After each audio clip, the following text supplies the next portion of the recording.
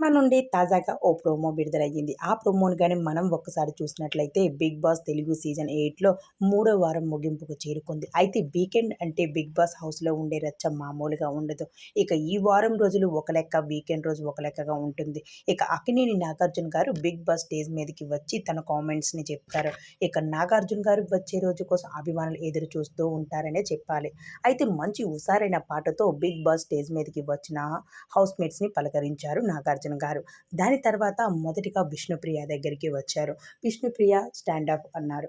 నిల్చున్న తర్వాత ఓకే విష్ణుప్రియ, నువ్వు ఈ 'బిగ్ బాస్' హౌస్‌కి ఎందుకు వచ్చావు? ఒక కల, ఒక గోల్ ఉంది. ఆ గోల్‌ని నువ్వు సాధించుకోవడానికి వచ్చావు. నువ్వు సాధించుకోవడానికి వచ్చిన దానివి నీ ఫోకస్ అంతా నీ గోల్ మీద ఉండాలి. అంతేకానీ ఫిజికల్ టాస్క్ ఆడుతూ పక్క వాళ్ళ మీద కరివేపాకు గేమ్, అలానే వాళ్ళని రక్కేయడం, వాళ్ళని లాగేయడం, కాళ్ళతో తన్నేయడం ఇది ఎంతవరకు కరెక్ట్ కాదు. నువ్వు గోల్ సాధించుకోవాల్సిన దానివి ఇలా చేస్తే గోల్ సాధించుకోవు. మంచిగా ఉంటే గోల్ సాధించుకుంటావు అంటూ చెప్పుకొచ్చారు.